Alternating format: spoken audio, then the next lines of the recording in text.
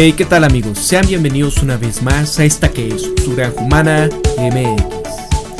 Bien, quiero presentarles un tema sumamente importante y es sobre la cancelación de la cultura, donde se quiere cancelar la historia, el patrimonio y la libertad de pensar por ti mismo.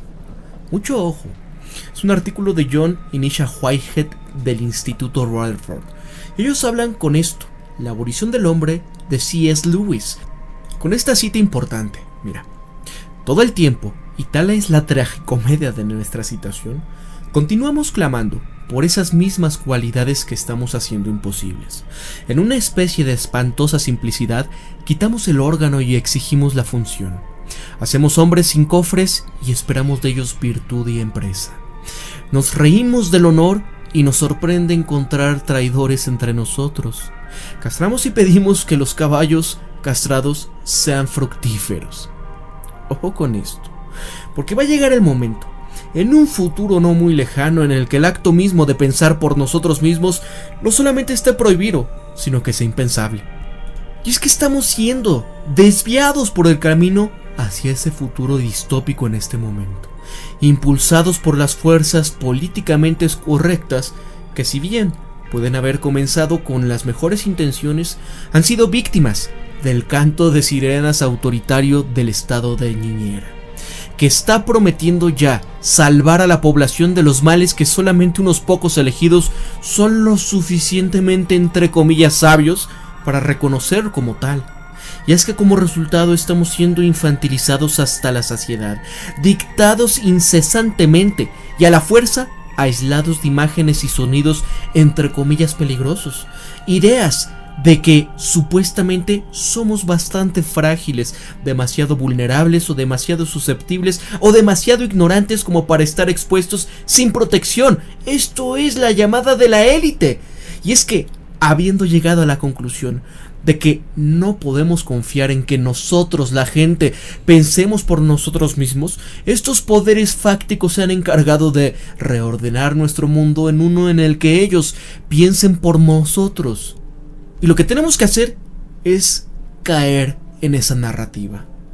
Aquellos que no se estén alineando con el pensamiento de grupo autorizado por el gobierno, aquellos que se resistan, que se atrevan a pensar por sí mismos, que se atrevan a adoptar puntos de vista que son distintos o posiblemente incorrectos u odiosos, serán tildados de extremosos, de beligerantes, de deplorables, de rehudizos, serán censurados y silenciados.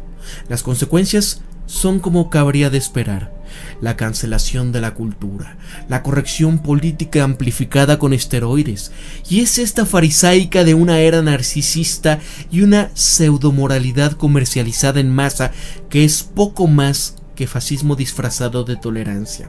Nos ha llevado a una era de la intolerancia, de la tecnovigilancia, de los tecnosensores, de aquellos bullies de las redes sociales y guardianes del gobierno.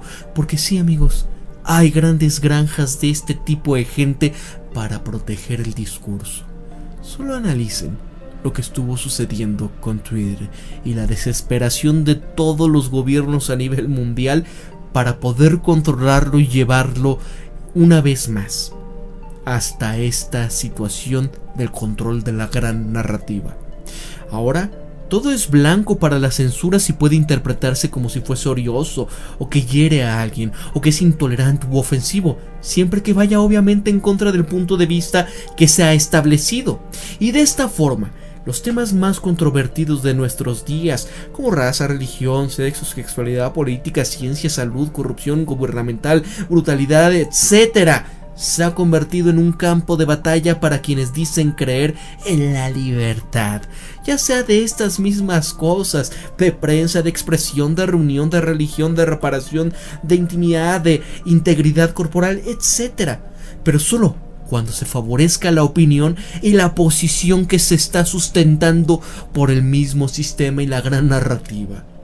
La última víctima de este rígido reordenamiento del mundo, en uno en el que se van a eliminar a estos vestigios de los errores del pasado, proviene del Departamento de Educación de Nueva York, que ya ha ordenado a las escuelas que se deje de usar referencias de nativos americanos en las mascotas, los nombres de los equipos y logotipos.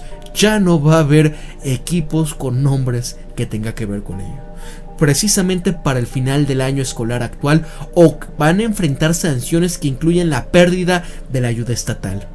Y aquí se cita preocupaciones sobre temas raciales, en la necesidad de cumplir con la ley de la dignidad de todos los estudiantes del Estado. Y aquí requiere que las escuelas crean entornos libres de situaciones como esta de discriminación, donde los funcionarios de Nueva York les están diciendo a las comunidades, muchas de las cuales ya llevan un nombre de alguna tribu nativa americana, que la cultura de larga data de la asociación con ellos, de sus pueblos, son ofensivos y son vergonzosos. Bueno, pues más de 100 escuelas en 60 distritos escolares de todo el estado de Nueva York ya tienen apodos o mascotas que hacen referencia a los nativos americanos. El costo de despojar a sus comunidades de dichas marcas e imágenes será significativo, y un distrito escolar estima que el costo de eliminar las imágenes de ellos del piso del gimnasio va a ser de $60,000. Este impulso para desinfectar supuestamente a las escuelas de Nueva York de estos logotipos e imágenes de nativos americanos porque los llama ofensivos, se produce inmediatamente después de campañas iconoclastas para liberar al país de cualquier cosa y persona que pueda ofender la sensibilidad hoy en día. ¿Se acuerdan, amigos? Esta marca de harina de hot cakes de Aunt Jemima, incluso le cambiaron el nombre, le quitaron la imagen de esta señora que aparecía ahí, porque supuestamente esto causa controversia. Y miren, se han derribado monumentos, se han cambiado nombres de escuelas y calles, se han quitado los nombres de los benefactores, de cárteles destacados en la búsqueda de una época más ilustrada. Pero estas no son tácticas nuevas, porque desde los tiempos del Imperio Bizantino, cuando el emperador León III había ordenado la destrucción de todas las imágenes cristianas porque las consideraba idolatría y heréticas, los movimientos políticos han recurrido a la destrucción de monumentos, estatuas e imágenes de la época como medio visual, aquí por ejercer su poder y vencer a sus enemigos, incluso en la conquista española de América. ¿Qué pasaba con todos los pueblos, sus culturas, sus imágenes, sus templos? Los destruyeron. Hemos estado atrapados en este ciclo intolerante, farisaico y destructivo, impulsado por una mafia de iconoclastia que quema libros, que derriba estatuas y borra la historia desde entonces. Y como lo explicaba el crítico arte Alexander Adams, mira, la iconoclastia es una actividad distribuida equitativamente entre la izquierda y la derecha del espectro político, principalmente en los extremos. La ideología intolerante que se niega a aceptar una coexistencia de puntos de vista alternativos adopta la postura de que las ideas dentro del arte no se pueden pronunciar ni soportar, y es que en realidad serán perjudiciales y peligrosas para los vulnerables. El activista político se reservará el derecho de editar retrospectivamente nuestra historia para su satisfacción, de esta manera eliminando todas estas imágenes, elementos fijos de la vida cívica, incrustando en la memoria de las generaciones. La iconoclasia es una expresión de dominación y una demostración de voluntad de actuar, ilegalmente y sin ética, para imponer la voluntad de un grupo sobre toda una población.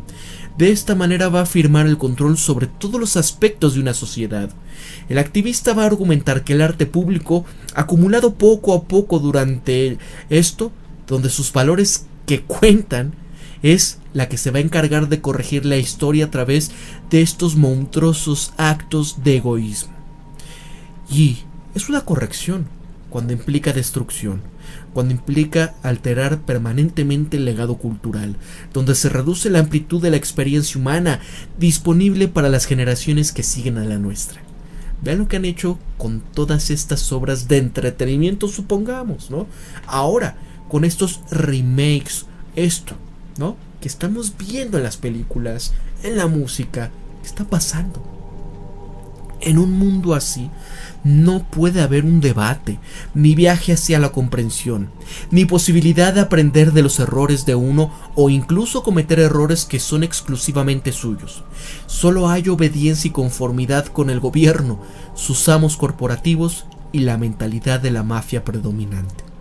La censura, la cancelación de la cultura, la corrección política, el despertar, la incitación a la intolerancia, cualquiera que sea la etiqueta que se le asigne a este impulso demasiado entusiasta para desinfectar a una cultura de todo lo que se le pueda considerar ofensivo, perturbador o desafiante, tengan la seguridad de que son señales en uno, un camino peligroso para los graves mercados hacia la represión, hacia la persecución, la expulsión, y ya saben qué pasa con las masas.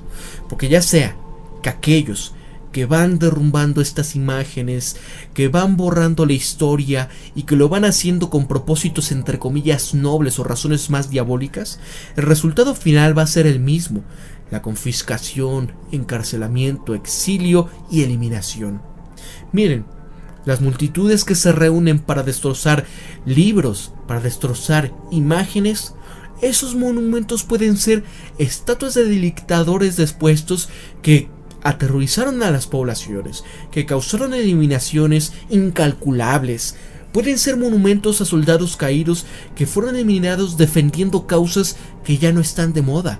La ira y la mafia es la misma. La ferocidad y las celebraciones triunfales son las mismas, solo las causas diferentes en la gravedad, en la actualidad y la justificación. Vean tan solo lo que está pasando en el viejo mundo, o lo que podemos decir más bien, las repúblicas postsoviéticas. ¿Qué están haciendo con toda cultura y todo vestigio que se pueda decir ruso? Además, los destructores de estas situaciones, por ejemplo en Estados Unidos de la guerra civil, creen que están atacando la posteridad de los dueños de estos hombres que fueron llevados al nuevo mundo en contra de su voluntad para que trabajasen. Pero ellos mismos están dominados por el fervor ideológico, porque no saben que están ejecutando un código biológico programado por sus cerebros para la evolución y activado por extremistas políticos. Esos activistas de hoy están borrando sin cuidado la historia que aún no han aprendido a leer. Actúan como un martillo que está utilizando las extremas para desfigurar a las catedrales y museos que construyeron nuestros antepasados. Y sin embargo, lo que es diferente de esta era actual es la utilización tecnológica para la censura y silencio, la eliminación y la etiqueta como odioso y la demonización o satanización de destruir a aquellos cuyos puntos de vista vayan en contra de la élite cultural. En los últimos años, por ejemplo, lo que escribía Nina Powers para la Review decía: lo que se entiende como polémico se ha definido cada vez más ampliamente. El rango de lo que cuenta como aceptable se vuelve cada vez más pequeño. Y es que nos encontramos así, en el medio de una nueva intervención cultural en la que la libertad de pensar, sentir y expresar corre el riesgo del empobrecimiento económico, del ostracismo social y de la justicia popular, entre comillas. ¿A dónde lleva esto? Es la materia de las pesadillas distópicas, sociedades que valoran la conformidad y el pensamiento grupal sobre el individual. Una población tan experta en la autocensura y en el cumplimiento que solamente serán capaces de obedecer a los dictados de un gobierno sin la capacidad de analizar si estos dictados deben de ser obedecidos, y un lenguaje limitado a la jerga del gobierno. Esto es lo que sucede cuando se le permite a las voces de la mayoría que eliminen a las de las minorías, y es exactamente por lo que James Madison, el autor de la Declaración de los Derechos, luchó por la primera enmienda, para proteger a esta minoría contra la gran mayoría, para garantizar que incluso frente a una presión abrumadora, esta minoría de uno incluso, o uno que adopta puntos de vista desagradables, todavía tendría el derecho a hablar libremente, a rezar libremente, a reunirse libremente, a desafiar al gobierno libremente y a transmitir sus puntos de vista en la prensa libremente. La libertad para aquellos en la minoría impopular constituye la máxima tolerancia en una sociedad verdaderamente libre. La alternativa como lo describe la novela de Anthem de Anne Rice, es un mundo en el que la individualidad y la capacidad de pensar por uno mismo, independientemente de su gobierno y de su población, sean erradicadas, donde incluso la palabra yo haya sido eliminada del vocabulario, reemplazada por el nosotros colectivo. Y como lo explica el narrador de Anthem Equality 7:25-21, es un pecado pensar palabras que otros no piensan y escribirlas en un papel que nadie debe ver.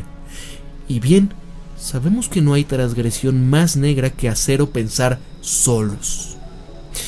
Y aquí, amigos, como lo aclara los autores en Battlefield America, The War of American People y la contrapartida de Eric Blair Diaries, no estamos simplemente perdiendo la capacidad de pensar críticamente por nosotros mismos y a su vez de gobernar nuestro mundo interior y exterior, sino que también corre el peligro de perder el derecho de hacerlo.